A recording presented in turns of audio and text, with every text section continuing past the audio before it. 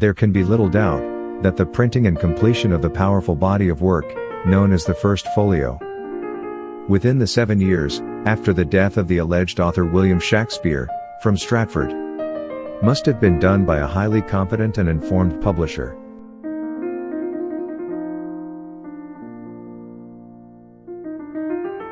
It has long been known that a professional scribe, Ralph Crane, acted as a key figure in the printing of the First Folio.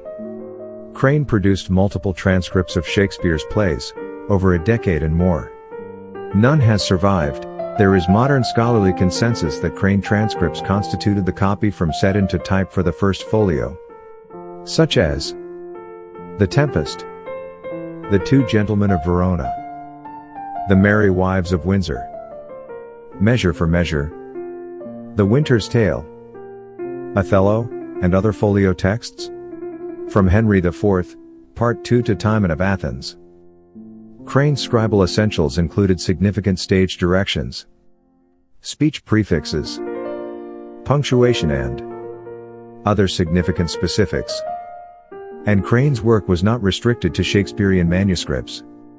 Also, other transcripts of Middleton, Beaumont and Fletcher and others, and even of Burbage's last will.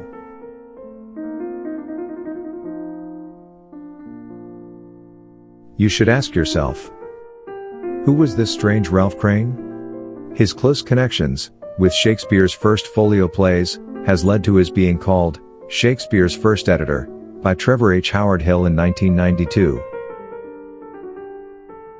All we know of Crane we must extract from his single work, The Works of Mercy, First Edition, 1621, or, from the Second Edition, 1625 with a new title, The Pilgrim's New Year's Gift.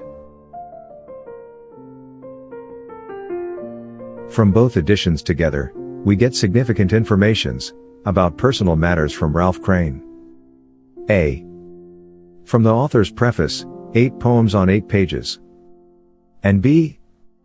From the author's induction, 17 pages with 26 lines, in verses.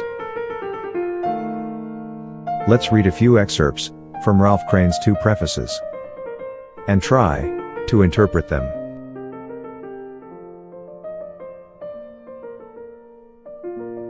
Much variation I have had since then with one blessed gift, a ready writer's pen, the use whereof is not extinguished yet.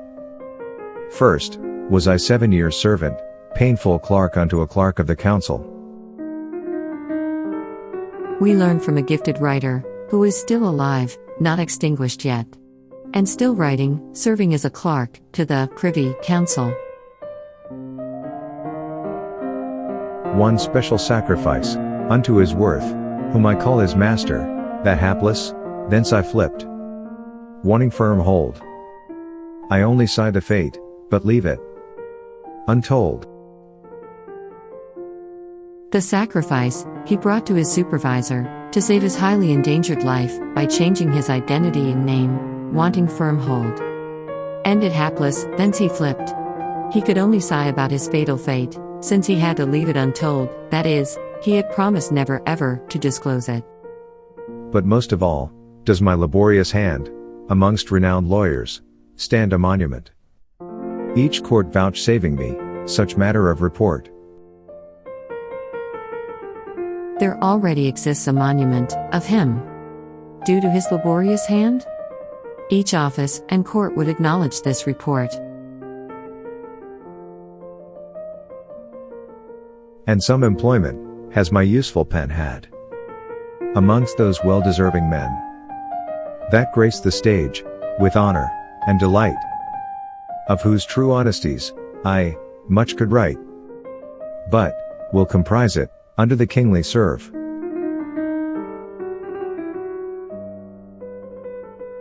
His pen had some use amongst civilization, which graced the stage with honor and delight. He could write much about honest truths, but he will seal it under the king's service.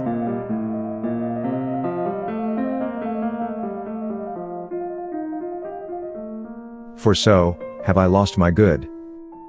Look, this has been my life's sad pilgrimage unto this hour, the evening of my age. Ralph Crane explains that he had lost all his goods, and this had been his life's sad pilgrimage, which is lasting until today, now grown old. Assuming the age of Marlowe, 57. If death's dark night, my sight-deprived eyes, a shaking hand, or aught else should arise, before I had consecrated, with my name, some speaking honor, too. There, living fame. His banishment required that someone else, a shaking hand should arise, before he had consecrated with his name, some playwright honors to the living fame of others.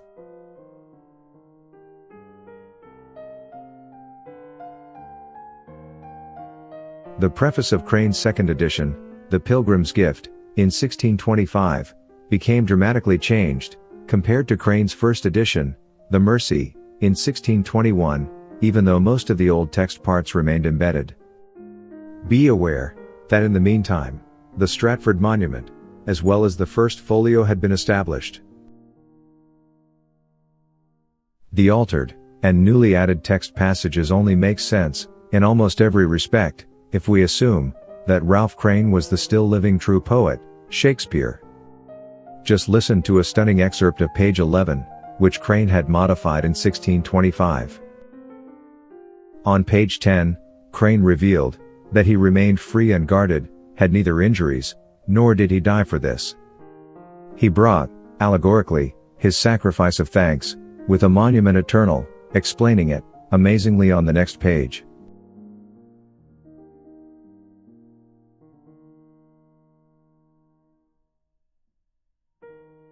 This simple epitaph, which I, alone beforehand for myself, had thus composed, that some remembrance may remain of me.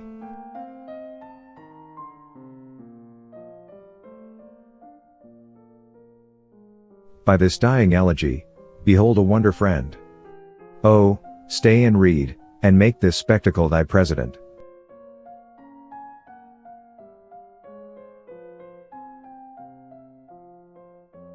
Note: a visitor of the Stratford Monument, in the same way, is asked on the epitaph, stay and read, passenger, if thou canst.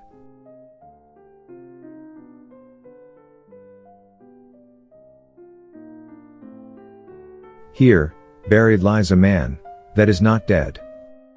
Death's dart was sharpened with life. Death then repent, and cease to vaunt. Thou hast not made him bow.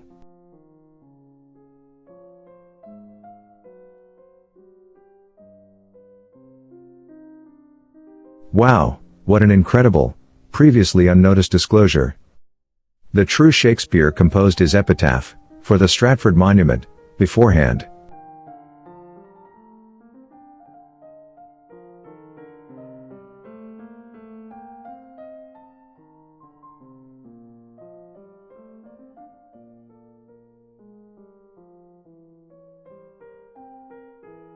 Ralph Crane, the first editor of the first folio, is definitely identical with the true Shakespeare, and must have belonged to the multiplicity of the pen names of him.